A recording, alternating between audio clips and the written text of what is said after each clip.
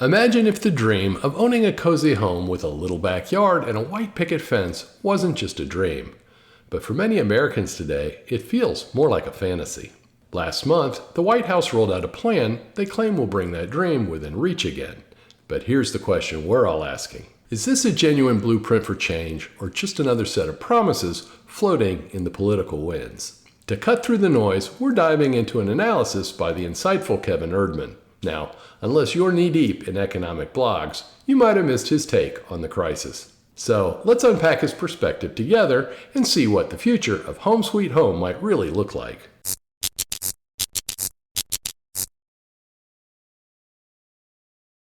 Alright, let's break it down. When it comes to the housing squeeze, it's like a tale of two challenges. First off, those local zoning laws. Ever run into them? They're like the neighborhood gatekeepers that say no to building new infill, apartment blocks, or condos. This isn't just about not being able to build, it's about the American dream being boxed in by red tape.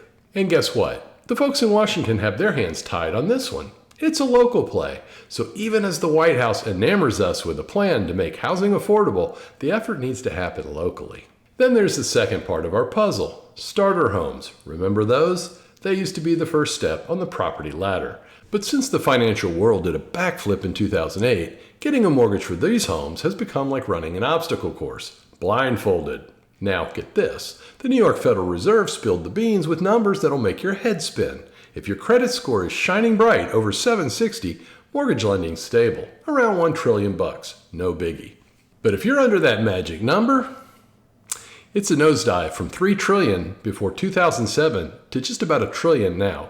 To clarify, 67% of the loans that would fund starter homes have been canceled by our federal government. That's not just a dip, that's an overhaul of the whole system. It's like we went from a freeway to a one-lane road. We're talking about a seismic shift from what was normal and the ripple effects. They're hitting home, literally for millions. If you're a longtime subscriber, then you know I often discuss factors of home affordability because I believe it's now at a crisis level. If you're not a subscriber, please click the thumbs up like button and subscribe now so that you get all my new content when it is fresh. If you really want to know what's going on in housing, to see and hear the data explained, to evaluate the facts and ignore the hype that is so prevalent online, then subscribe now and I'll keep you in the know.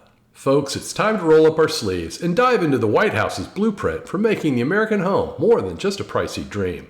Kevin Erdmann, our go-to analyst, has sliced and diced this plan into 4 big pieces of the home affordability pie. Let's take a look at what's on the menu, shall we? First up, we have subsidies for home buyers. Sounds good on paper, right? Money to help with the down payment. But there's a catch. This is like having a sale with only a few items on the rack. Prices just keep going up. Erdmann suggests a little tweak. Why not make it easier to put down a smaller initial payment and save the bailout for those who really hit a bump down the road? Next, we've got building affordable homes. Everyone agrees it's a no-brainer. We need it. But it's like putting a Band-Aid on a broken arm if we don't fix the real problem. The tough rules on building homes. Without loosening up those laws, throwing money at the problem is like trying to fill a swimming pool with a teaspoon. Then there's stopping foreclosures. When hard times hit, should we play hardball or give folks a break? Lessons from the housing bubble and then our different response to COVID have shown us that a little leniency, like a temporary pause on payments, can go a long way for the economy. It's not about being soft, it's about being smart. And lastly, we've got loan programs that need a serious reboot. Since 2007, if your credit score isn't top-notch, getting a loan has been tougher than winning the lottery. The White House is picking up the shovel to fill this gap, but Erdmann thinks we need to dig back into our past to find what worked before the financial crisis. What's clear is that we're standing at a crossroads between past practices and future solutions. It's about striking that balance, restoring proven methods and innovating new ones to make sure that owning a home isn't just a privilege for the few. All right, let's land this plane. When we talk about making homes affordable, the spotlight's often on how to help folks buy houses. But here's the twist. That's like giving everybody a fishing rod without making sure there are enough fish in the lake. Think about it. Making it easier to buy doesn't magically make more houses appear. What we really need is to build, build, build. Picture this. More homes on the market has more choices for you and me, and better chances to find that dream spot. As we look ahead, we've got to steer our ship towards policies that make building homes faster and easier. It's not just about handing out the keys to a new place, it's about laying down the bricks for our future. So, what's the takeaway? If we want a world where everyone can find a place to call home, it's about pumping up the volume on the supply side.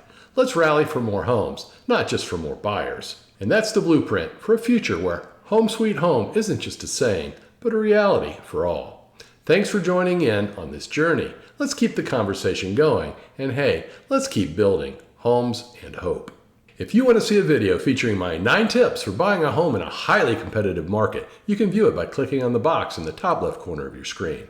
To see a popular video featuring my top 6 home selling tips, just click on the box below it. Please remember to like this video, check out the links below it, and subscribe to our channel so that you never miss anything.